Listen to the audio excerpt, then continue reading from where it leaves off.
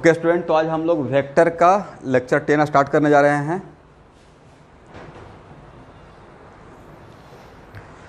तो आप लोग को प्रीवियस क्लास में एक प्रॉब्लम दिए थे कंपोनेंट ब्रेक करने के लिए, और हर वेक्टर का X component and Y component निकालने। तो आप लोग फाइंड आउट किए हैं?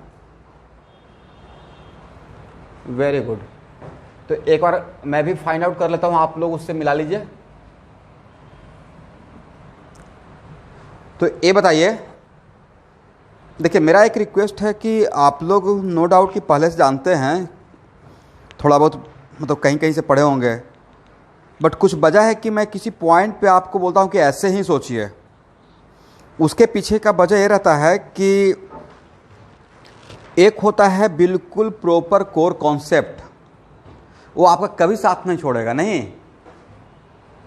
और एक होता है ट्रिक की चलो ऐसा कर लेना, इसमें ऐसे कर लेना, इसमें ऐसे कर लेना, फिर उसमें प्लस कर लेना, इसमें माइनस कर लेना। और कहीं भी थोड़ा सा मिस कर गए, और एक क्वेश्चन में अगर मिस कर गए तो एक क्वेश्चन गलत होने से आपको कितना मार्क्स का लॉस हो जाएगा? 5 मार्क्स का ना। एक तो गलत हो गया, एक -1, तो 4 मार्क्स का लॉस हो गया या 5 मार्क्स का? और हाँ, तो इसमें कुछ स्टूडेंट को लगता है अच्छा सर एक ही क्वेश्चन का तो बात है, हो जाएगा। तो एक ही क्वेश्चन का बात नहीं है, एक क्वेश्चन नहीं संभाल पाइएगा, क्योंकि मैं एक छोटा सा डेमो ये दे रहा हूँ कि मेरा मार्क्स था 225 आउट ऑफ 420 या समथिंग लाइक, टोटल मार्क्स जो IIT एडवांस का था, और किसी का मार्क्स था 223। ओनली हाउ मेनी मार्क्स का डिफरेंस? 2 मार्क्स का ना। तो 2 मार्क्स का डिफरेंस में मेरा रैंक था 1920 और किसी का रैंक था 2700। कितना? 900 का डिफरेंस हो गया, नहीं 800 का। इसलिए हम लोग क्या करते हैं कि बहुत लाइटली लेते हैं कि अच्छा एक ही मार्क्स तो हो, एक ही क्वेश्चन तो है। जब जान रहे हैं तो जानबूझ के एक क्वेश्चन क्यों छोड़ेंगे? इसलिए अगर तैयारी करते हैं तो डोंट थिंक लाइक ओके अभी तो जस्ट 11th से शुरू कर रहे हैं। आप ये सोच कर मत शुरू कीजिए। आप ऐसा सोचिए कि मेरे साथ एक सुपर 30 2006 में एक स्टूडेंट था दिव्यांशु झा। थोड़ा सा पॉज कर देते सर। यहाँ पे A1 का x कंपोनेंट के लिए आप क्या लिखेंगे? ऐसा तो A1 cos 60 लिखना चाहिए, हाँ या ना? और यस, और A1 का बाई कंपोनेंट A1 sin 60। तो कितना हो जाएगा स्टूडेंट? 5। इसका कितना हो जाएगा? तो बताइए कि ओके, तो A1 का x कंपोनेंट और y कंपोनेंट का साइन क्या आया? निगेटिव आया, दोनों का पॉजिटिव पॉजिटिव आया। Very good. अब पॉजिटिव पॉजिटिव आना भी तो चाहिए था, है ना? क्योंकि A1 मेरा किस क्वाड्रेंट में? Yes, very good. इसको मैच करते रहेंगे, बनाएंगे और मैच करेंगे, क्रॉस चेक करेंगे। Very good. सौरभ देखिए वीडियो ब्लर आ रहा है। सौरभ वीडियो ब्लर आ रहा है। और A2 का x कंपोनेंट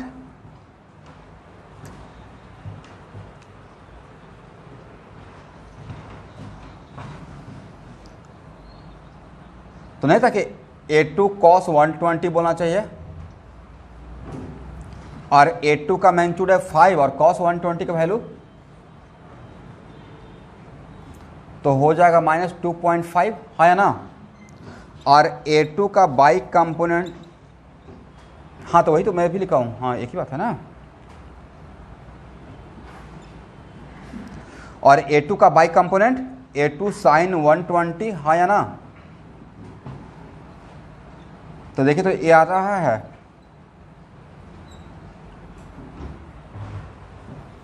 तो एक बार हम लोग क्रॉस चेक करेंगे कि A2 का x ऐसा कोई, देखिए अब ये बात डिपेंड किस पे करता है? ये हम लोग पे डिपेंड नहीं करता है। बोले किस पे डिपेंड करता है? सौरभ इन करा दीजिए। वहाँ पे देखते रहिएगा अभी क्लास जब शुरू होगा तो। इन कर गया, अच्छा ओके। तो ये बात डिपेंड करता है इस पॉइंट पे कि आपका ऑप्शन में डेसिमल में दिया हुआ है या 5/2 दिया हुआ है। नहीं,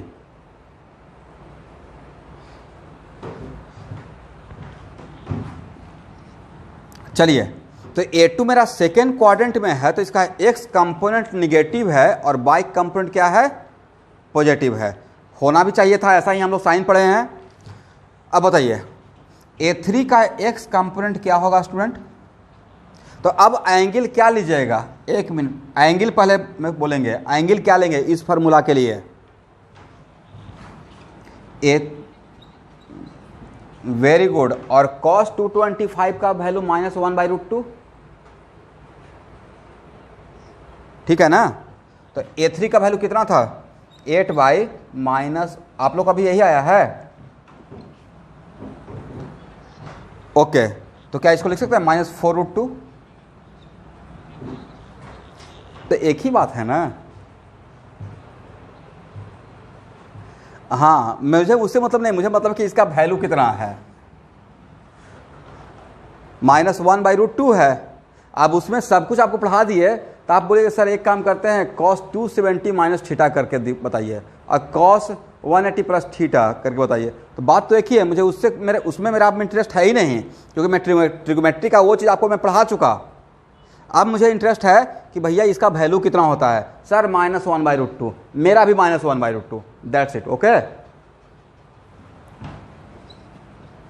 साइंस है, इसका एक मेथड थोड़े रह सकता है। A3 का बाई कंपोनेंट कितना होगा, यही होगा, हाँ या ना, ओके। तो आप बताइए कि आपका A3 जो वेक्टर है वो किस क्वाड्रेंट में था, थर्ड क्वाड्रेंट में। और थर्ड क्वाड्रेंट में स्टूडेंट एक्स कंपोनेंट और वाई कंपोनेंट का साइन क्या आना चाहिए था,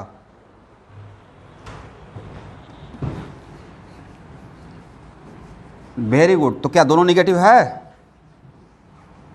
इसलिए जब भी आज के बाद बनाते हैं तो एक बार रुक कर क्रॉस चेक कीजिए कि सर जो साइन बताए थे और जो प्रॉब्लम में जो आया है साइन वो सही है या नहीं है। अगर सही है इसका मतलब आप करेक्ट पाथ पे हैं, गलत है तो एक बार रुक कर क्रॉस चेक कीजिए कि मुझसे गलत तो नहीं हो गया। A4 का एक्स कंपोनेंट स्टूडेंट, A4 का एक्स कंपोनेंट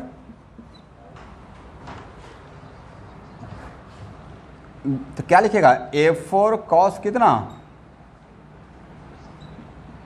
0, और A4 का बाई कंपोनेंट स्टूडेंट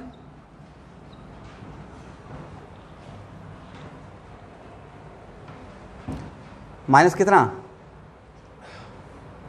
तो यही लिखेगा ना कि A4 साइन 270, हाँ या ना, और साइन साइड 270 का वैल्यू -1 है, नहीं तो होगा -6, ओके। अब चलिए यहां से एक चीज़ ऑब्जर्व कर रहे हैं कि मेरा A4, ध्यान से सुनिएगा, A4 मेरा वेक्टर कौन सा एक्सिस पे था डायरेक्टली, पहले ये नहीं बोलेंगे, पहले बोलेंगे कौन सा एक्सिस पे है, वाई एक्सिस।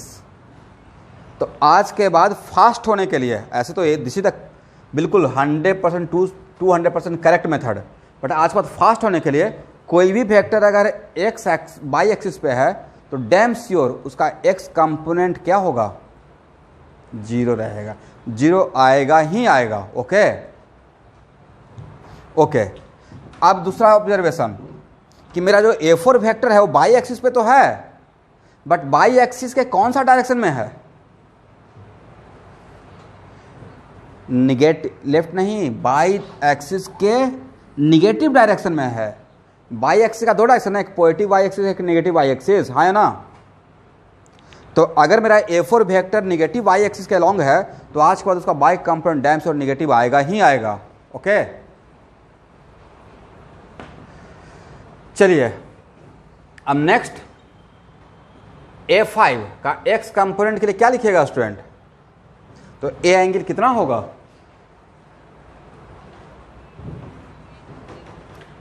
Very good. तो ये हो गया ये है A6 ना, ये हो गया A5 cos 330 और A5 cos 330 को क्या आप ऐसे लिख सकते 360 माइनस 30 और 360 माइनस थीटा होता है cos theta plus cos theta, हाँ या ना। तो 12 cos 30 और 12 cos 30 मतलब कितना 6√3 और A5 का बाई कंपोनेंट स्टूडेंट क्या बोलिएगा 12 cos साइन 330 तो कितना हो जाएगा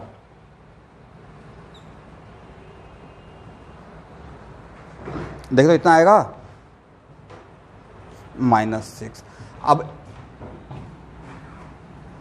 क्या नाम है स्टूडेंट का सम्राट में थी अभी भी। ओके सम्राट आप ज्वाइन कर लिए। ओके कोई बात नहीं। तो देखिए बहुत सिंपल सा प्रॉब्लम जो मैंने दिया था उसी को मैं यहाँ पे डील कर रहा हूँ, कुछ भी आपका लॉस नहीं हुआ है।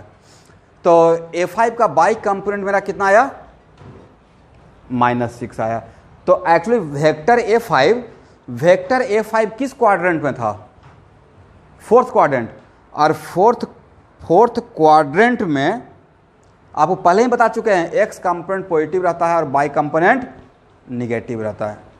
तो वही तो आया है। अब बताइए A6, तो A6 का एक्स कंपोनेंट A6 यही था ना स्टूडेंट, देखिए तो A6 का एक्स कंपोनेंट के लिए क्या लिखिएगा A6 cos 0 + 9 और A6 का बाई कंपोनेंट क्या लिखेंगे स्टूडेंट A6 sin 0 कितना हो जाएगा, वेरी गुड, 1 मिनट इसका। लेकिन वेक्टर A6 कौन सा लाइन पे था, एक्स एक्सिस के लाइन पे था, हाँ या ना। तो आज के बाद पहला ऑब्जर्वेशन, आज के बाद देखिए सीखने के लिए बहुत छोटा सा पॉइंट से हम लोग बहुत बड़ा बात सीख जाते हैं। तो आज के बाद कोई भी वेक्टर अलॉन्ग एक्स एक्सिस रहेगा तो उसका बाई कंपोनेंट क्या होगा, डैम श्योर 0 होगा ही होगा। ओके अब तक बताइए वेक्टर A6 एक्स एक्सिस पे तो है, बट एक्स एक्सिस के कौन सा डायरेक्शन के अलॉन्ग है, पॉजिटिव एक्स एक्सिस के अलॉन्ग है। दैट्स वाई उसका एक्स कंपोनेंट क्या रहेगा, ऑटोमेटिक पॉजिटिव हो जाएगा। अब इतना सारा बात को आपको मैं ये नहीं बोलूँगा कि अब इतना साइंस है, कोई हिस्ट्री है नहीं कि इतना सारा बात को याद करते रहिए। ये इंपॉर्टेंट है या इंपॉर्टेंट ये है कि इसको याद रखें, कौन इंपॉर्टेंट आपके लिए है, वो सारा बात याद रखना इंपॉर्टेंट है या ये फार्मूला याद रखना इंपॉर्टेंट है, बस हो गया। दोनों तो याद रखेंगे ही, लेकिन हो सकता है ना कि अब कितना इतना सा छोटा पॉइंट बहुत मिलता रहेगा। तो पहले हम लोग क्या करते हैं ना, पहले कोर को पकड़ते हैं। किसको पकड़ते हैं, कोर से। तो कोर तो यही था ना जिससे हम लोग इतना सारा बात बोल रहे हैं, तो इसी को पहले पकड़ के रखेंगे। अगर वो बात भूल भी गए तो ये तो आपका कभी साथ नहीं छोड़ेगा। बस उसमें एक चीज को पकड़ के रखिएगा कि थीटा कहां से लेते हैं और कैसे घूमते हैं, नहीं।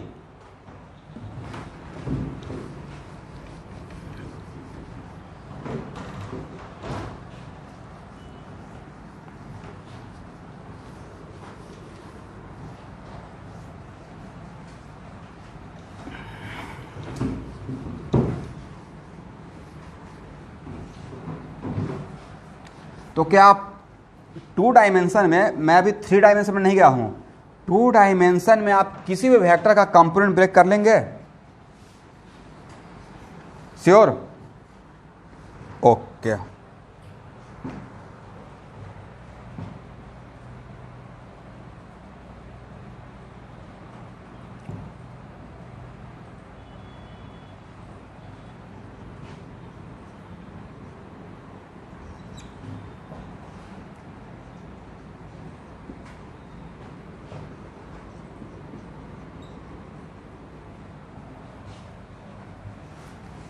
Addition of vector by Cartesian system, क्या लिखे हैं स्टूडेंट,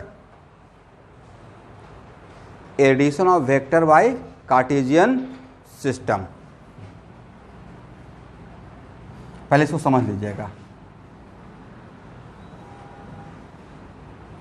और एडिशन ऑफ वेक्टर का मतलब होता है रिजल्टेंट ऑफ वेक्टर, हाँ या ना।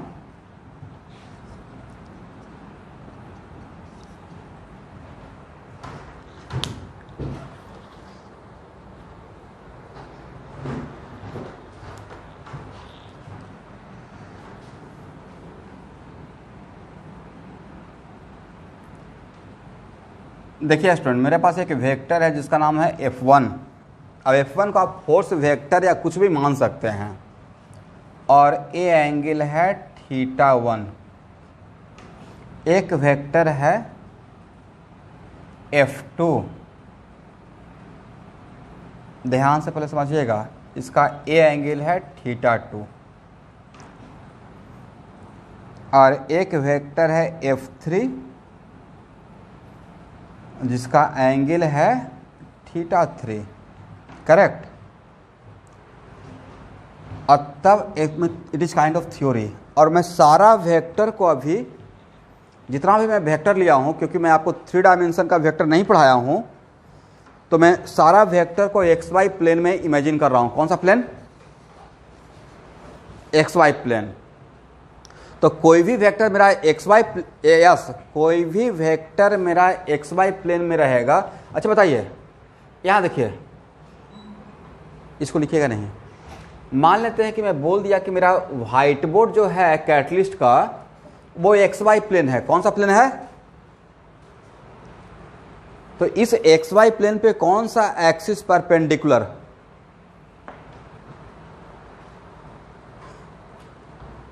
इस प्लेन पे मेरा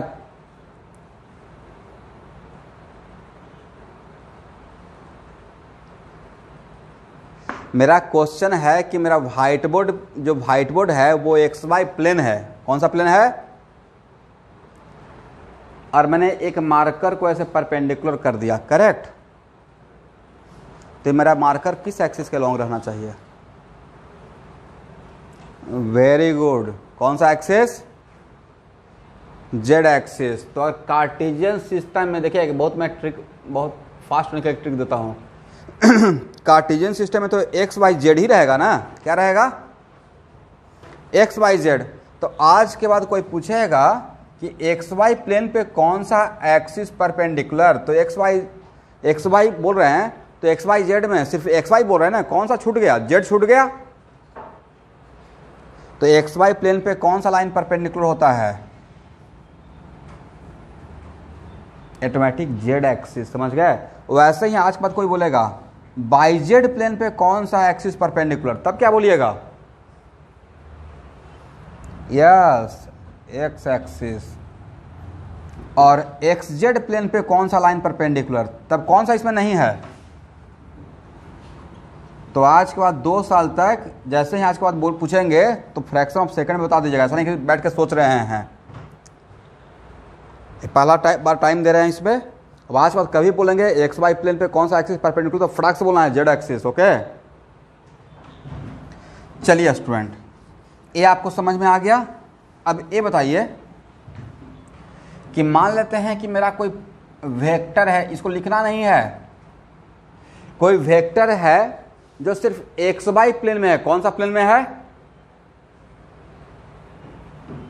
और मेरा अगर आपसे पूछेंगे कि मेरा इस वेक्टर का जेड एक्सिस के साथ कितना एंगल होगा? Very good. तो मेरा पूरा व्हाइट बोर्ड है, पूरा व्हाइट बोर्ड, करेक्ट, पूरा व्हाइट बोर्ड मेरा एक्स वाई प्लेन है। कौन सा प्लेन? अब मैं इस व्हाइट बोर्ड में कितना लाइन हो सकता है एक्स वाई प्लेन में? Very good. और तब पूछेंगे कि X axis perpendicular to X axis and Y axis, मतलब एक्स वाई प्लेन है ना। तो ऐसे इसी मार्कर को खींच कर यहां पे ले आएंगे, तो क्या ये मार्कर इस लाइन पे परपेंडिकुलर रहेगा या नहीं रहेगा? और कोई आपके फ्रेंड ऐसे लाइन ड्रॉ कर दिए, और तब पूछेंगे इस लाइन पे परपेंडिकुलर होगा या नहीं होगा? और इसी प्लेन में एक ऐसे कर्व लाइन ड्रॉ कर दिया। कौन सा लाइन? अब तब पूछेंगे लेकिन ये curve line X Y plane में ही है, व्हाइट बोर्ड में ही है। ओके, अब तब ड्रॉ करके यहां पर रख दिया, तब बोले इस कर्व में जो भी है उस पर क्या रहेगा? परपेंडिकुलर रहेगा या नहीं रहेगा? या इसी पे एक सर्कल ड्रॉ कर दिए एक्स वाई प्लेन में, और तब इसको खींचकर यहां कर दिए। अब तब पूछे ये मेरा जेड एक्सिस इस सर्कल पे, लेकिन एक जो मेरा सर्कल है वो एक्स वाई प्लेन पे है, बहुत बड़ा बात बोल रहे हैं, वो ये जेड एक्सिस सर्कल पे परपेंडिकुलर होगा या नहीं होगा? होगा। तो मैंने यहाँ से क्या समझाने की कोशिश किया कि किसी प्लेन में अगर कोई एक लाइन परपेंडिकुलर है लाइक जेड एक्सिस, तो वो जेड एक्सिस उस प्लेन में एग्जिस्ट करने वाला हर लाइन और हर कर्व पे परपेंडिकुलर होता है या ना। If any line is perpendicular to X Y plane, तो any line perpendicular to X Y plane मतलब it is Z axis, right. then z axis must be perpendicular to all the lines or curve which is exist on the xy plane.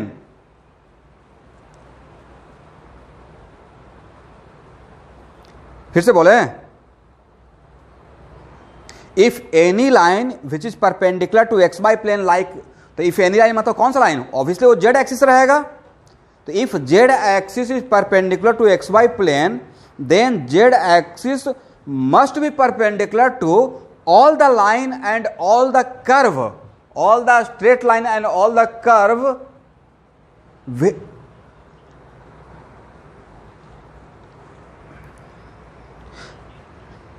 जिनका भी audio से disturb हो रहा है please अपना audio mute कर लीजिए। तो इसको आप लोग खुद के लैंग्वेज में ट्रांसलेट कर लीजिएगा। बोलने का सेंस ये हुआ स्टूडेंट कि अगर कोई भी लाइन एक्स वाई एक्सिस पे परपेंडिकुलर है लाइक, तो वो लाइन जेड एक्सिस रहेगा। तो वो Z axis X Y plane में एग्जिस्ट करने वाले हर लाइन और हर कर्व पे आज के बाद परपेंडिकुलर होगा। ट्रू और फॉल्स। तो ये आगे कहीं यस ये 100% ट्रू है। तो आगे कहूँ कहीं बहुत बड़ा प्रॉब्लम है इसका यूज आएगा, तो क्या इस बात को मैं रिकॉल कर सकता हूँ? देखिए मैं वेक्टर में ऐसा बात बोला था, हाँ या ना। ओके चलिए अब यहाँ देखिए। तो ये बताइए स्टूडेंट कि आपके सामने मैं एक थ्योरी लिया जिसमें कि मेरा एक्स वाई प्लेन में F1 F2 F3, देखिए एक बात ये मान के चलिए, एक आप इस टाइप का क्या उसको नाम बोलते हैं, चम्मच को स्पून बोलते हैं ना इंग्लिश में,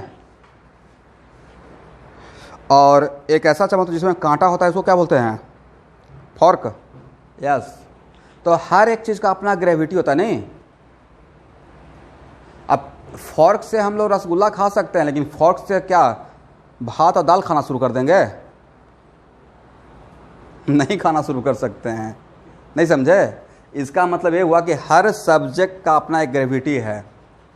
नाम ही है कॉन्सेप्ट ऑफ फिजिक्स। इसमें सोचिएगा आए हैं सर राकेश सर दनादन एकदम फटाफट कवर कर दें, फार्मूला लिख के बढ़ जाएं, तब आपसे नहीं होगा। इसमें बढ़िया से रुकना पड़ता है क्योंकि आपका करियर की बात है। एक ही चीज़ लेंगे बट वो चीज़ आपके दिमाग में इस तरह से बैठा देना है कि लाइफ टाइम के लिए वो आपके पास रहे, क्योंकि उसी से आपका सारा प्रॉब्लम बनेगा। और फिजिक्स का एक और भी तरीका होता है कि विथ कॉन्सेप्ट और विदाउट कॉन्सेप्ट दोनों तरीके से बना सकते हैं। बट अभी के टाइम पे आपका लर्निंग प्रोसेस है तो बहुत बढ़िया से सीखिए। तो यहाँ देखिएगा, तो सारा इन तीन वेक्टर का, और ये तीनों वेक्टर अभी के टाइम पे। अब next question, sir is it compulsory all the time vector lying in the X Y plane? Always क्या एक्स वाई एक ही प्लेन में रहेगा? It is not compulsory. अभी जहाँ तक मैं पढ़ाया हूँ वहाँ तक ही चीज़ों को ले रहा हूँ। ये स्पेस में भी हो सकता है, कोई प्लेन में ना हो के कहाँ रह सकता है, स्पेस में भी रह सकता है। तो resultant of all this three vector का मतलब, रिजल्टेंट का मतलब क्या होता है? एडिशन। तो एफ आर का मतलब resultant of all this three vector F1 F2 F3। तो क्या इसको ऐसा लिख सकते हैं? और हम लोग addition of vector by which method पढ़ रहे हैं? Addition of vector by which method? Cartesian system. तो आज के बाद किसी भी वेक्टर का, किसी भी दो से ज़्यादा वेक्टर या दो वेक्टर का रिजल्टेंट अगर कार्टेशियन सिस्टम से निकालना होता है तो उसका तरीका होता है कि आप चीज़ों को, आपको तो यहाँ तक तो पढ़ा चुके हैं स्टूडेंट कि किसी वेक्टर को आप ऐसे लिख सकते हैं, हाँ या ना? यही तो पढ़ाए थे पिछले क्लास का थ्योरी, यही था ना कि any vector can be represented like AXI plus AYJ if that vector present in the XY plane, हाँ या ना?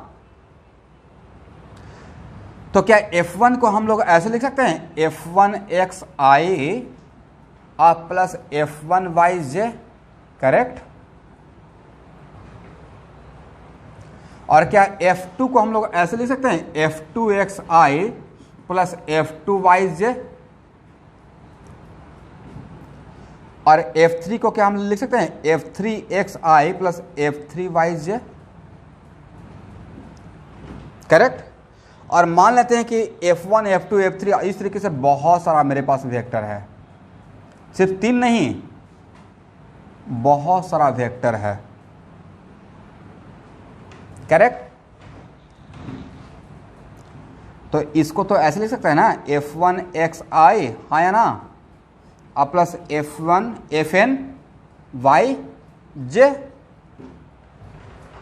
अब बताइए, तो नेक्स्ट क्वेश्चन, अब यहां पे देखिए, यहां पे क्या, ये क्या है, F1xi, ये क्या है, F2xi, ये क्या है, F3xi।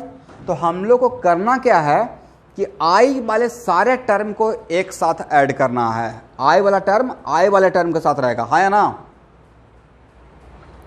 तो क्या यहां पे बोल सकते हैं, और बोलिए सारे वेक्टर का रिजल्टेंट वेक्टर तो एक ही वेक्टर होता है ना, रिजल्टेंट तो एक ही रहेगा। तो क्या हम लोग इसको ऐसा लिख सकते हैं, F1xi plus F2xi plus F3xi and dot dot dot Fnxi, हाँ या ना,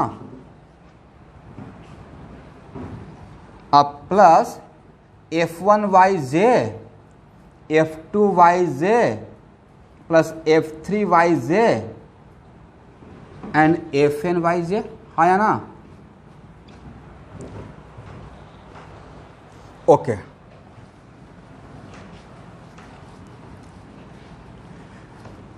तो बताइए, इस मेथड का एक एडवांटेज या क्वालिटी, क्या इस मेथड में कहीं पे यह है कि सिर्फ 2 ही वेक्टर को ऐड कर सकते हैं, 3 ही वेक्टर को ऐड कर सकते हैं, या कितना भी वेक्टर को ऐड कर सकते हैं? पहला एडवांटेज है, by Cartesian system at a time how many vector we can add, any number of vector we can add at a time. नहीं,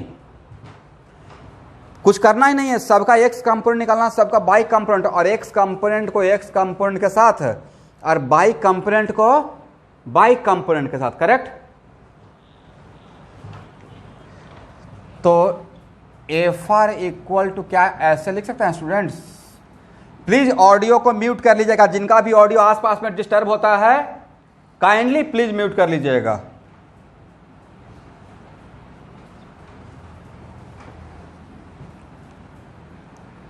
तो क्या इसको हम लोग ऐसे लिख सकते हैं, F R equal to sum of F x,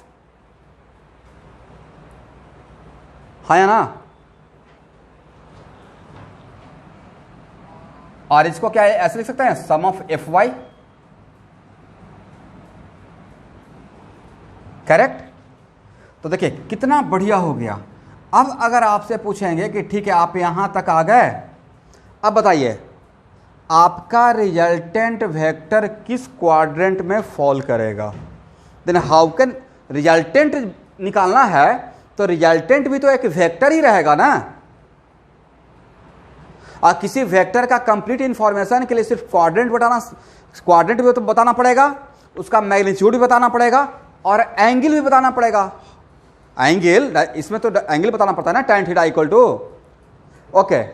तो बताइए इस रिजल्टेंट वेक्टर का एक्स कंपोनेंट क्या होगा स्टूडेंट? आई के कोफिशिएंट को हम लोग क्या बोलते थे, हाँ या ना। और इस रिजल्टेंट वेक्टर का बाई कंपोनेंट क्या होगा स्टूडेंट? करेक्ट। अब बताइए इसका साइन अगर ए वैल्यू अगर पॉजिटिव और ए वैल्यू भी पॉजिटिव आ गया, इसका मतलब मेरा ए वेक्टर किस क्वाड्रेंट में रहेगा? तो कितना बढ़िया हो गया कि सारे वेक्टर का सारे वेक्टर का रिजल्टेंट वेक्टर किस क्वाड्रेंट में फॉल करेगा, उसके लिए आपको किसका साइन देखना है? Sum of F X and sum of F I, हाँ या ना। अब बताइए इसका साइन निगेटिव और इसका साइन पॉजिटिव, तब कौन आपका रिजल्टेंट वेक्टर किस क्वाड्रेंट में रहेगा? जो बोल रहे हैं उसको लिख लीजिएगा, ठीक है। इसका मतलब है कि रिजल्टेंट वेक्टर फॉल, सर आप इसको लिख लीजिएगा, तो resultant vector fall in which quadrant, it depends on the sign of what, sum of F X and sum of, it depends on the sign of sum of F X and sum of F Y. Resultant vector fall in which quadrant, it depends on sign of sum of F X and sum of F Y. Is it correct? इसका मतलब है कि a plus A plus, A minus A plus, A minus A minus और a plus A minus, ए कौन सा quadrant रहता? A category first. ए कौन सा क्वाड्रेंट रहता? ए कौन सा रहता स्टूडेंट? थर्ड. और ए कौन सा रहेगा? फोर्थ रहेगा. Correct.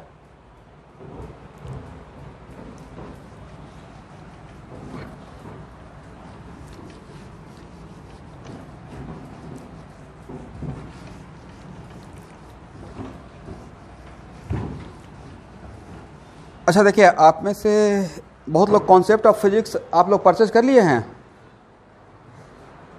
Bye H C Verma, purchase हो गया है? हाँ सौरभ, एक थोड़ा सा 2 मिनट के लिए पॉज कर दीजिए, क्योंकि जो बात बोलने जा रहे हैं वो थोड़ा सा नहीं चाहिए, इतना फिजिक्स मतलब उतना लेवल तक का नहीं चाहिए. मच मोर है, काफ़ी नहीं, मच मच मच मोर. क्योंकि नीट में 1 मिनट में इतना टफ क्वेश्चन नहीं आएगा. नीट में स्पीड मैटर करता है, पढ़ना सब कुछ है. अरे मैं इस बात को ये नहीं बोल रहा हूँ कि नीट का एग्जाम ईजियर है. क्वेश्चन ईजी है, कॉम्पिटिशन टफ है. 1 मिनट में एक क्वेश्चन है तो कॉम्पिटिशन ईजी कहाँ है? टफ ही है. 180 क्वेश्चन है 3 आवर में, तो बहुत तगड़ा कॉम्पिटिशन है. बट उसमें आप अब देखिए, मेरा एज ए मेंटर काम क्या रहेगा? आपको लगता है कि मेरा एज ए मेंटर काम रहेगा कि सिर्फ अपना इंप्रेशन जमा दें कि नहीं आप तुम ये बुक फॉलो करो, ये बुक फॉलो करो, और आपको रॉन्ग पाथ में डाइवर्ट कर दे? ये काम तो नहीं रहेगा. जो चाहिए ही नहीं आपको, तो आप उससे बचाएंगे ना. मतलब हार्डवर्क सिर्फ करना है या स्मार्ट वर्क करना है? मतलब आपको बिल्कुल अभी पीएचडी करना है या आपको डॉक्टरी में एक सीट चाहिए? दोनों में डिफरेंस है. एक सिर्फ नॉलेज के साथ, नॉलेज के लिए पढ़ रहे हैं, नीट नहीं करना है, तब बोलिएगा तो मैं बहुत सारा बुक अभी बोल दूंगा. कभी इरोडो बोल दूंगा, क्रोटो बोल दूंगा, मरियम बोल दूंगा, दूसरा है. बट वो सिर्फ चीज़ में आपको डाइवर्ट नहीं करेंगे. जब आपके पास लाइफ में टाइम बचा रहेगा, एकांतवास में चले जाएगा कि नहीं अब सर मेरे पास फालतू का टाइम बचा हुआ है, कुछ बताइए, कुछ फिजिक्स में अच्छा करना है, तब बता देंगे.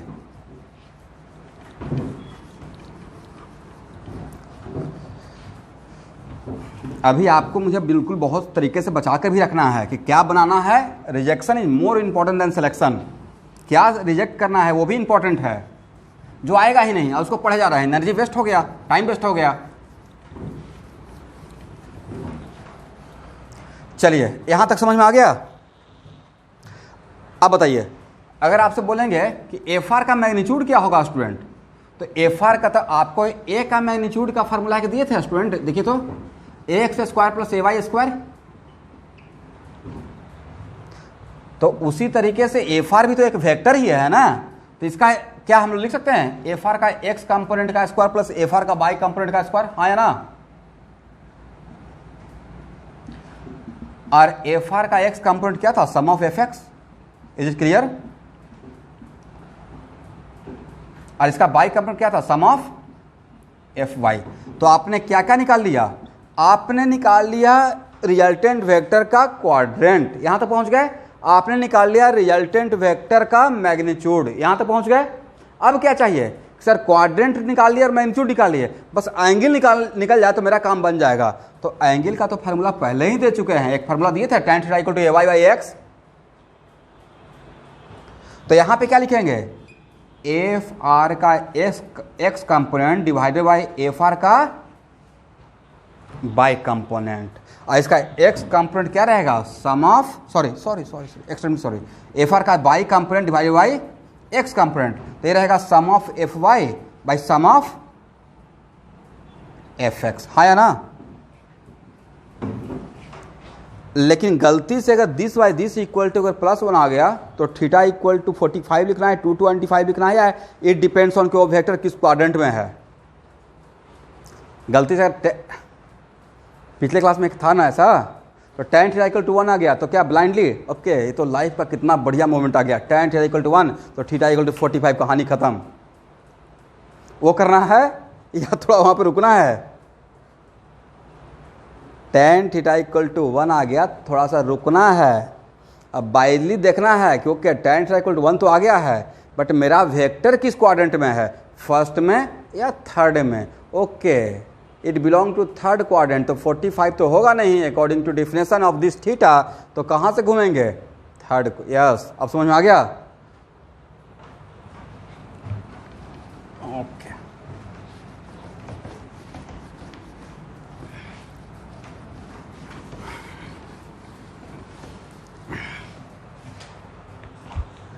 सौरभ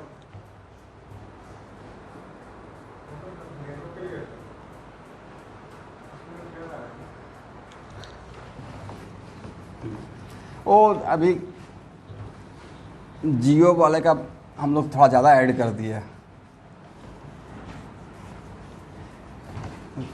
शुरू में प्रॉमिस किया था कि इतना बढ़िया नेटवर्क रहेगा, और उसमें बहुत सारा प्लान रहता है। मैं तो बिल्कुल डायमंड ही लेकर रखा हूँ।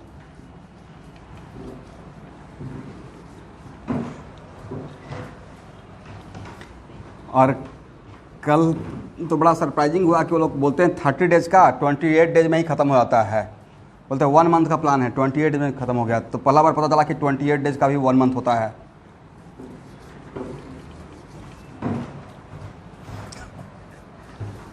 अरे कंपनी वाले बहुत स्मार्ट हैं कि हम लोग को उड़ा देंगे बिल्कुल। सब कंपनी में IM का प्रोडक्ट है। चलिए आप लोग भी वहाँ तक पहुँचिए। इंडिया में 2 चीज़ बहुत तगड़ा चीज़ है, मैं तो वहाँ तक नहीं कर पाया, हालांकि अभी मेरा एज बचा हुआ है। IS का एज ख़त्म हो गया मेरा, बट IM का एज होता है 45 ईयर तक। हो सकता है कि मैं आपका बैचमेट बन जाऊँ। तो IIT से और NIT से BTech और IM से मैनेजमेंट, IM अहमदाबाद, IM जो भी IM शिलोंग वाट एवर, तो बहुत बड़ा आपका मार्केट वैल्यू बनेगा। और आप 10th में हैं, आपके पास बहुत ट्रेमेंडस एनर्जी है, प्लीज़ डू इट। अगर किसी का अगर दिमाग में है कि मुझे इंजीनियरिंग करना है, तो साथ में मेरे तरफ से एक चीज़ और ऐड कीजिए, इंजीनियरिंग प्लस इंडिया में है तो IM से MBA का डिग्री, तब लाइफ में कुछ भी आपको सोचना नहीं पड़ेगा। बहुत बड़ा मार्केट वैल्यू है। अब मेरे पास भी अपॉर्चुनिटी है, हालांकि मेरा अब तो टीचिंग लाइन में आ गया है तो सोचकर भी नहीं हो पाता है, बहुत सारा रिस्पॉन्सिबिलिटी आ गया है। बट आप लोग कर सकते हैं क्योंकि आप लोग कॉन्वेंट के हैं, इंग्लिश भी अच्छा है, और कैट का एग्ज़ाम बहुत टफ नहीं होता है। जो लोग NIT और IIT कर सकता है उसके लिए कैट बहुत छोटा चीज़ हो जाता है, कर सकते हैं। बट है कैट बहुत बड़ा चीज़। कैट का नाम सुने हैं आप लोग, या कुछ नया बहुत चीज़ बोल रहा हूँ? सुने हैं? Okay.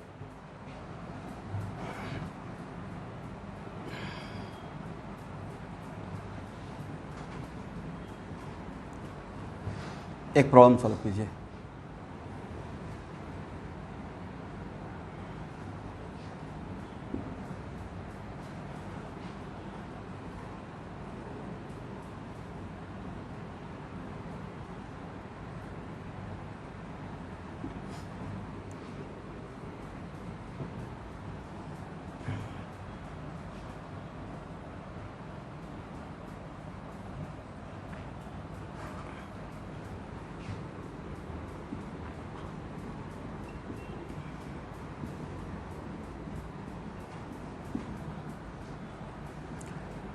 Find the resultant of all these 3 vector. Do it fast.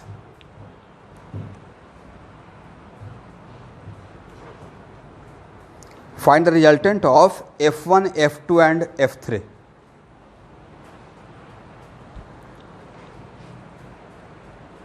Resultant equal to ही लिखेंगे ना, F1 है ना, F1 F2 plus F3, correct. और F1 के लिए हम लोग ऐसे क्या, अब इसको क्या हम लोग डायरेक्टली, अगर आप लोग को प्रॉब्लम नहीं है तो डायरेक्टली ऐसे लिख सकते हैं। देखिए तो मैं इसमें 2 लाइन अपना बचाना चाह रहा हूँ, इसलिए मैं ऐसा पूछ रहा हूँ। अभी जो थ्योरी पढ़ाए हैं उसके अकॉर्डिंग क्या डायरेक्टली ऐसा लिख सकते हैं? देखिए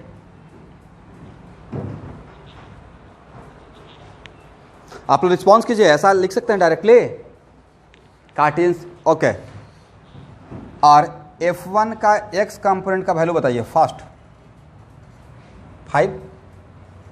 F2 का x कंपोनेंट का वैल्यू बताइए, वेरी गुड। F3 का x कंपोनेंट का वैल्यू बताइए, 0। F1 का y कंपोनेंट का वैल्यू बताइए,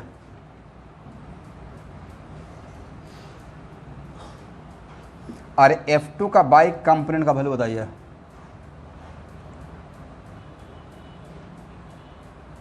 माइनस नहीं रहना चाहिए, +4√3 रहना चाहिए,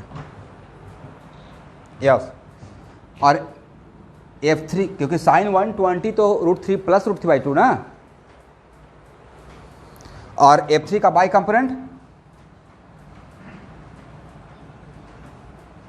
वेरी गुड, यहां तक करेक्ट। अब इन तीनों को जोड़ दीजिए, यही तो सम ऑफ fx रहेगा। और ये सम ऑफ fx कितना, 1, हाँ या ना। इन तीनों को जोड़ देंगे तो it is called sum of fx। इन तीनों को जोड़ देंगे तो it is called what, sum of fy। तो सम ऑफ fy कितना होगा, 5√3 और 4√3, 9√3, हाँ या ना। 9√3 - 4 आ जाएगा, नहीं 9√3 - 4।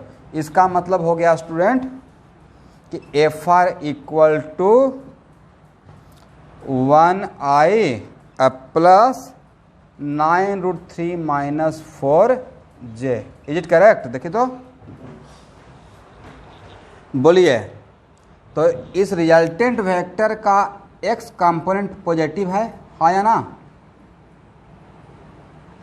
और इस रिजल्टेंट वेक्टर का y कंपोनेंट भी क्या है स्टूडेंट, पॉजिटिव ही है। इसका मतलब है कि जो मेरा रिजल्टेंट वेक्टर, इन तीनों वेक्टर का जो रिजल्टेंट वेक्टर रहेगा स्टूडेंट, वो किस क्वाड्रेंट में रहना चाहिए। Very good. यहाँ तक अगर आप चीज़ों को बता पा रहे हैं अभी के मोमेंट में, बहुत बड़ी बात है। इसका मतलब मेरा रिजल्टेंट वेक्टर किस क्वाड्रेंट में रहेगा, मतलब आप 3 वेक्टर का सम भी निकाल लिए और ये भी बता दिए किस क्वाड्रेंट में है, और कितना स्मार्टली बता दिए, just by assigning the sign of sum of fx and sum of fy, हाँ या ना। ओके। और fr का मैग्नीट्यूड भी आप लोग बता सकते हैं, क्या था, सम ऑफ fx का होल स्क्वायर, नहीं, और सम ऑफ fy का होल स्क्वायर। कितना हो जाएगा स्टूडेंट, ये हो जाएगा 1 का स्क्वायर और प्लस 9√3 - 4 का होल स्क्वायर √, हाँ या ना। अब इसका जो भी वैल्यू रहेगा निकाल लेंगे। अब यहाँ के बाद कोई बोलेंगे सर ये होगा ये होगा, तो यहाँ के बाद फिजिक्स रहा या यहाँ के बाद 4th क्लास का मैथमेटिक्स रहा या 6th क्लास का, यहाँ के बाद तो मैथमेटिक्स रहा ना, फिजिक्स तो यहाँ पे ख़त्म, यस। इसलिए यहाँ के बाद मेरा काम ख़त्म। अब उसके बाद एक और चीज़ बताना था, नहीं, थीटा। और tan थीटा इक्वल टू क्या था formula, tan theta equal to sum of fy by sum of fx। Sum of fy कितना था, 9√3 - 4 और डिवाइड बाई 1। तो थीटा इक्वल टू क्या हो जाएगा स्टूडेंट, tan इनवर्स 9√3 - 4, यही तो होगा। तो आपने अब 100% हर एक चीज़ रिजल्टेंट वेक्टर का हर एक चीज़ आपने बता दिया। रिजल्टेंट वेक्टर किस क्वाड्रेंट में होगा, फर्स्ट क्वाड्रेंट में होगा। लेंथ ऑफ एरो क्या होगा, मतलब मैग्नीट्यूड क्या होगा, फर्स्ट क्वाड्रेंट में है तो इसको फिक्स करना है। फर्स्ट क्वाड्रेंट में तो ऐसे बहुत सारा डायरेक्शन हो सकता है, नहीं फर्स्ट क्वाड्रेंट में, बट आपने एंगल असाइन करके एंगल बताकर आपने इसको फिक्स कर दिया कि नहीं इतना ही एंगल पे होगा। इसका मतलब इस रिजल्टेंट वेक्टर का आपने सब कुछ ईच एंड एवरीथिंग आपने बता दिया, करेक्ट। तो ऐसा क्वेश्चन रहेगा तो बन जाएगा, वेरी गुड।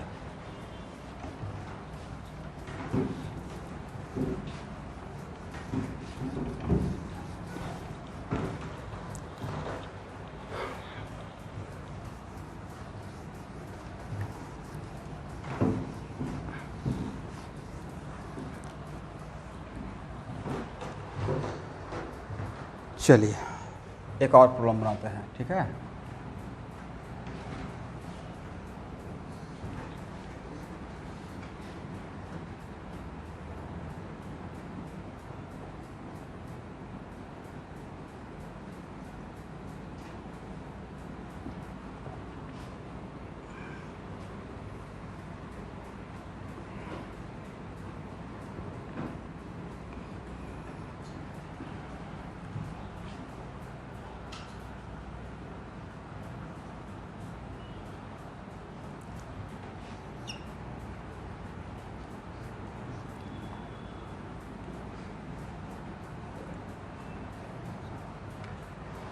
चलिए अब अगर आपसे कोई पूछेगा कि मुझे V2 माइनस V1 चाहिए, क्या चाहिए स्टूडेंट? V2 माइनस V1 चाहिए।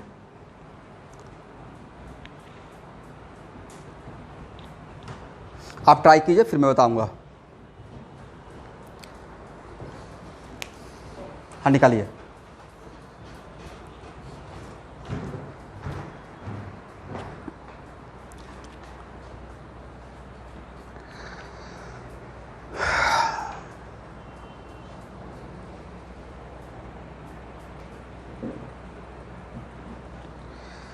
ओके स्टूडेंट, तो देखिए अब यहाँ पे अगर कार्टेशियन सिस्टम में काम करते हैं तो ये आपके लिए बहुत आसान काम हो गया। देखिए ये तो ऐसे ही क्वेश्चन मैं देता हूँ, मुझे भी नहीं पता, मुझे सॉल्व करना पड़ेगा। बट इसको स्टूडेंट आप ऐसे तो लिख सकते हैं ना, V2xi प्लस V2yj, है ना। और क्या लिख सकते हैं, V1xi plus V1yj। Is clear? और यस, और बोलिए i को i के साथ और j को j के साथ, तो एक क्या हो गया, V2x माइनस V1x, है ना। और प्लस V2y माइनस V1y। किसी को कहीं भी अगर थोड़ा भी डाउट रहेगा प्लीज़ काइंडली पूछिएगा, विदाउट एनी हेजिटेशन। ये नहीं सोचना है कि कौन क्या सोचेगा, कोई कुछ नहीं सोचेगा, बस आपका कॉन्सेप्ट क्लियर हो जाएगा। तो इसको ऐसे तो लिख सकते हैं ना। ओके, और बोलिए V1x क्या था स्टूडेंट?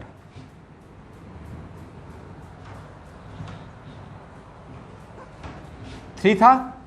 और यस V2x कितना था? वेरी गुड, -4√3 था यहाँ पे। तो V2x माइनस V1x क्या हो गया स्टूडेंट? और थोड़ा V1y भी निकाल लेते हैं। V1y था 3, देखिए तो V1y यही आया है। V1 यस, अब V2y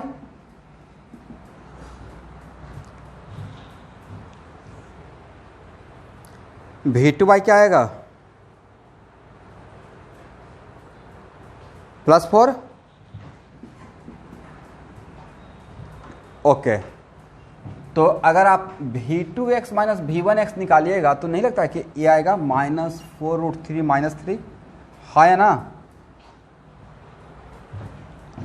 I और प्लस V2y माइनस V1y, तो V2y कितना? 3√3j, correct. तो आप बताइए। हाँ, तो अब नेक्स्ट क्वेश्चन हो गया कि सर ये तो समझ में आ गया, ये आप निकाल दिए, बट ये था क्या? V2 माइनस V1 तो निकाल लिए, बट तो मेरा आंसर रहेगा कि स्टूडेंट V2 माइनस V1 था resultant of V2 and minus V1, हाँ या ना।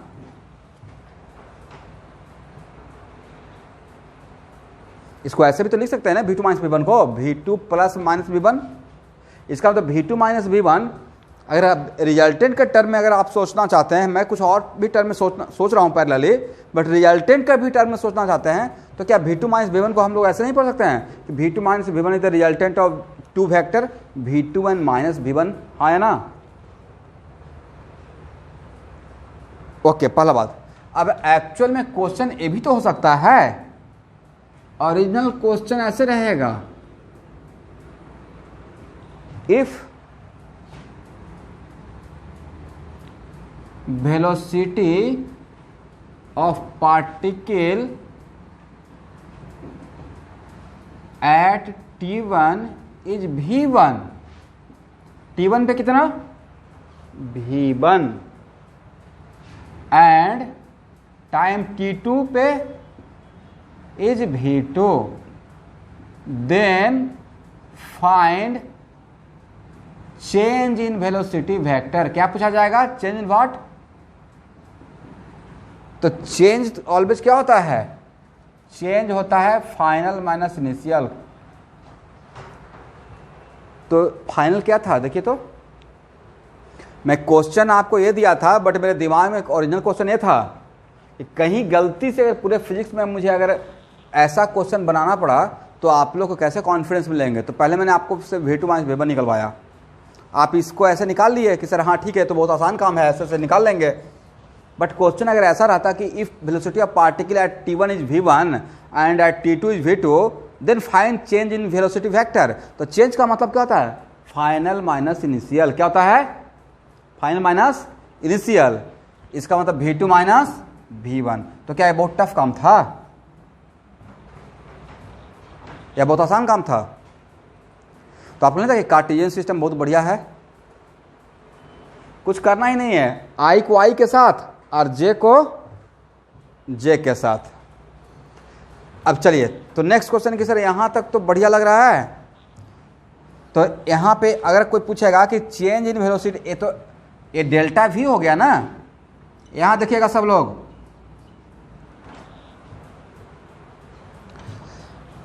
ये बिल्कुल नहीं सोचता है कि सर बहुत थक गए, टायर्ड हो गए, अभी से लेकर मेरा 3 बजे से क्लास शुरू होगा और रात के 8 बजे तक कंटिन्यू मुझे क्लास लेना है। आपका आज 2 क्लास और 1 क्लास 12th का, आज सुबह में 2 क्लास और 1 क्लास रहता है। तो बोलिए, इस डेल्टा V का भी तो x कंपोनेंट हो सकता है, और डेल्टा V का x कंपोनेंट क्या बोलेंगे? Change in Vx। क्या बोलेंगे? तो चेंज Vx क्या हुआ देखिए तो, और डेल्टा V बाई को क्या बोलेंगे? Change in V by. ये क्या रहेगा? 4 माइनस 3√3, हाँ या ना? बोलिए, ये साइन क्या है? पॉजिटिव है या निगेटिव है? बोलिए, निगेटिव है। और एक साइन क्या है? पॉजिटिव है। 3 इंटू 1.732 कितना होता है?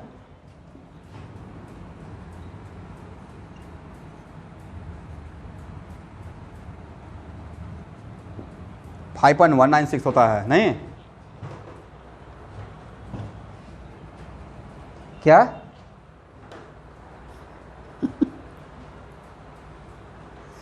मैं बोला कि इसका साइन क्या है, मैं कुछ किया ही नहीं, मैं बोला इस ब्रैकेट का साइन क्या है। तो स्टूडेंट लोग बोले कि सर पॉजिटिव है, क्योंकि यहाँ पे 4 पॉजिटिव था, माइनस 3√3 था।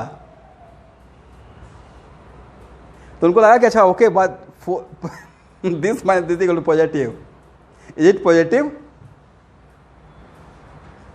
अब हाँ भी बोल रहे हैं,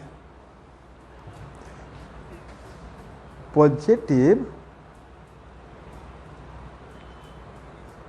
देखिए मेरा हार्ट फेल हो जाएगा, आप पहले थोड़ा सा रुक जाइए।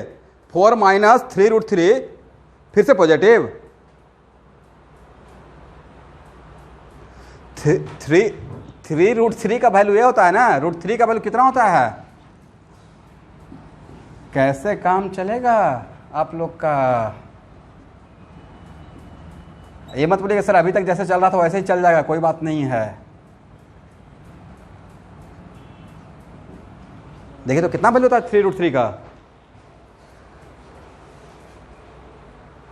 तो, तो 5.196 बड़ा होता है या 4 बड़ा होता है?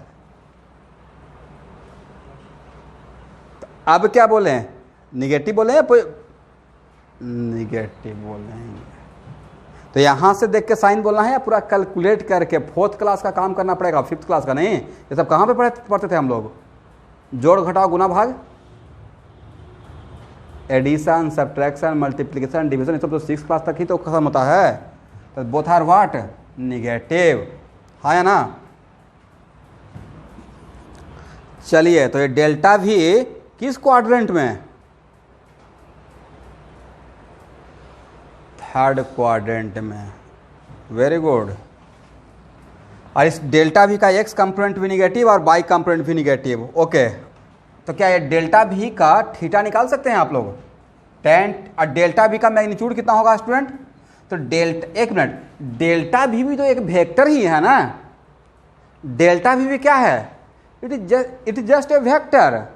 तो डेल्टा भी का मैग्नीट्यूड क्या होगा? डेल्टा वी का मैग्नीट्यूड होगा कि सर कोई बात नहीं है, डेल्टा वी का x square plus delta we का क्या, हाँ या ना? तो मैं इसको ऐसा इसलिए बोल रहा हूं कि देखिए, ये था v2x माइनस v1x, तो इसी को मैं डेल्टा vx बोल रहा हूं। बोलिए क्यों? v2x माइनस v1x, तो ऐसा लगता है final x minus initial x, हाँ या ना? तो फाइनल माइनस इनिशियल को हम लोग बोल रहे हैं डेल्टा vx। क्या बोल रहे हैं? Delta vx। वैसे ही v2 by minus v1 by, तो क्या बोल सकते हैं? Final Y component minus initial Y component. Velocity का final Y component minus velocity का इनिशियल बाई कंपोनेंट, तो क्या हो गया? चेंज इन v बाई, हाँ या ना? इसलिए मैंने ये लिखा। बट ये है तो एक वेक्टर ही है। क्या है? वेक्टर है। तो इसका मैग्नीट्यूड कितना हो जाएगा? तो इसका मैग्नीट्यूड क्या ऐसे लिख सकते हैं? This one. यहां तक किसी को डाउट है तो बताइए, नहीं डाउट तो आगे बढ़ेंगे। क्या इसको ऐसे लिख सकते हैं? तो कितना हो जाएगा? -4√3 माइनस 3 का होल स्क्वायर अब प्लस 4 माइनस 3√3 का होल स्क्वायर रूट ओवर। यहां तक आ गए? तो ये थर्ड क्वाड्रेंट में है और इस चेंज तो ये जो लिखे उन्हें था कि this is the magnitude of change in velocity vector, this is the magnitude of what? Change in velocity vector. अब चेंज इन वेलोसिटी वेक्टर के लिए बस एक चीज और बता देंगे तो आपका एकदम 100% करेक्ट इंफॉर्मेशन हो जाएगा। कौन सा? tan theta. और tan थीटा के लिए क्या लिखेंगे? Delta v by delta vx। क्या लिखेंगे student? Delta v by delta, yes.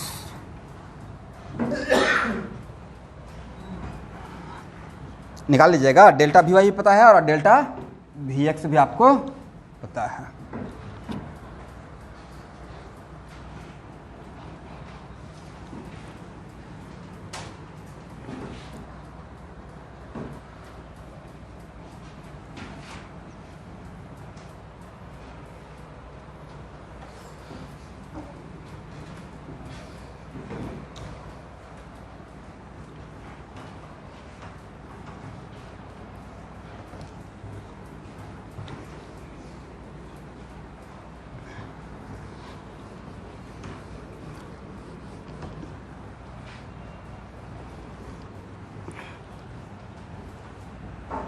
चलिए,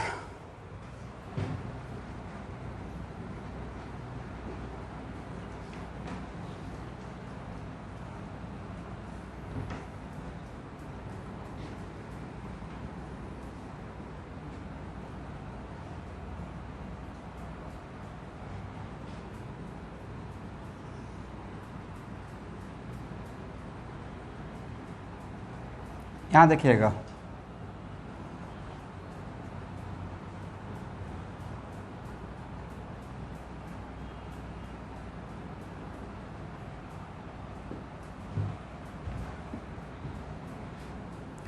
गौरव ज्वाइन किए हैं? हाँ गौरव, तो अभी वेट फॉर सम टाइम। अभी हम लोग हैं 2 डायमेंशनल सिस्टम में। कौन सा, कितना सिस्टम? यस, जैसे ही 3 डायमेंशन में आएंगे तो किसी वेक्टर का x कंपोनेंट भी रहेगा, y कंपोनेंट भी रहेगा और z कंपोनेंट भी रहेगा। ओके, बट अभी till now my vector only lie in particular plane like xy plane, okay, but when my vector fall in the space, अगर स्पेस में रहेगा तो उसका x कंपोनेंट भी रहेगा, y कंपोनेंट भी रहेगा और z कंपोनेंट। तो जो आप HC वर्मा का रेफरेंस व्हाट्सएप पे किए थे, तो एक्चुअल में वो वेक्टर था स्पेस में। कौन सा, कहाँ था? प्लेन में था या स्पेस में था? यस, इसलिए उस पे तो वहाँ पे अभी मैं वहाँ पे आया ही नहीं हूँ।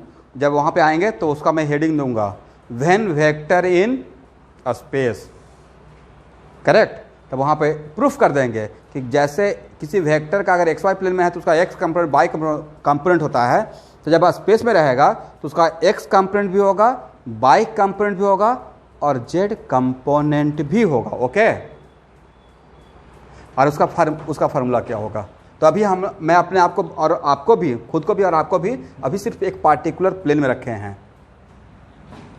तो F1 का मैग्नीट्यूड है 10 न्यूटन, F2 का मैग्नीट्यूड है 10 न्यूटन और F3 का भी मैग्नीट्यूड है 10 न्यूटन। तो नेक्स्ट क्लास में, मतलब कल का क्लास में, अच्छा अगर आप लोग बोलिएगा तो आज रात में मैं घर से और भी इस टाइप का कुछ प्रॉब्लम आपको व्हाट्सएप कर सकते हैं नोटबुक पे लिख कर, ठीक है? Very good. कितना प्रॉब्लम दे दें? ठीक, ओके फाइन। नहीं जा उतना देंगे तो मुझे बनाना भी पड़ेगा ना, मुझे भी तो बचना है। 4-5 देंगे, ठीक है? ओके, तो पहले आप आज के लिए, अभी आज जैसे ही क्लास खत्म होता है केमिस्ट्री का, तो इस प्रॉब्लम को निकाल के रखिएगा और उसको जैसे इस प्रॉब्लम का आंसर आएगा, मुझे तो आंसर पता है, आप जैसे आंसर ऑब्जर्व करते हैं तो फिर पीछे मुड़ कर जाना है। ओके, राकेश सर ऐसा बात कहीं पीछे बोले हैं, नहीं बोले हैं? नहीं बोले हैं तो फिर से रिकॉल कीजिएगा कि ऐसा कहीं पे कुछ आया था या नहीं आया था। ओके, ऑब्जर्व की, सिर्फ आंसर नहीं लाना है। Yes, very good. लेकिन अभी मत बोलिए, जो भी है उसको बनाइए, जैसे मैं कार्टेशियन सिस्टम से बोला हूं। क्या बोले?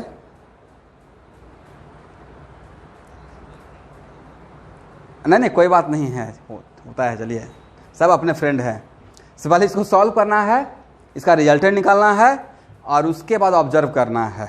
चलिए, ये बहुत बढ़िया ग्रुप आप लोग का बना है इस बार, बढ़िया से मेहनत कीजिए। All are very good student. चलिए, आज के लिए फिजिक्स इतना ही।